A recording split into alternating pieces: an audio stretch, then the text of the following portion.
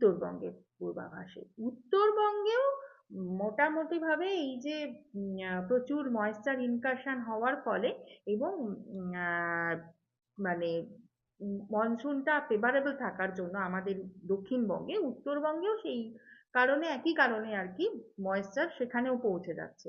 এবং যার ফলে এবং সেখানে পার্বত্য অঞ্চল থাকার জন্য একটা ওরোগ্রাফিক ক্লাউড জেনারেট হওয়ার সম্ভাবনা থাকে, তাই সেখানে ভারী বৃষ্টির হওয়ার সম্ভাবনাটা সবসময় বেশি থাকে।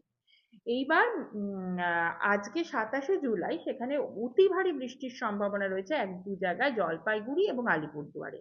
আর ভারী বৃষ্টি হওয়ার সম্ভাবনা আছে দার্জিলিং, কালিম্পং, কোচবিহার জেলাতে।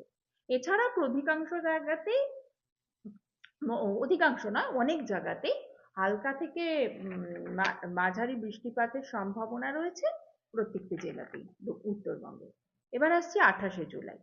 28শে জুলাই ভারী বৃষ্টির সম্ভাবনা দু এক জায়গায় কালিম্পং, মালদা এবং সাউথ দিনাজপুরে। এর সঙ্গে হালকা থেকে মাঝারি বৃষ্টির সম্ভাবনা অনেক জায়গাতেই রয়েছে, প্রত্যেকটা জেলাতেই। 29 তারিখ ভারী বৃষ্টির সম্ভাবনা রয়েছে নর্থ দিনাজপুর, দার্জিলিং এবং জলপাইগুড়ি জেলাতে, এবং এর সঙ্গে হালকা থেকে মাঝারি বৃষ্টির সম্ভাবনা অনেক জায়গাতে সেটাও থাকছে।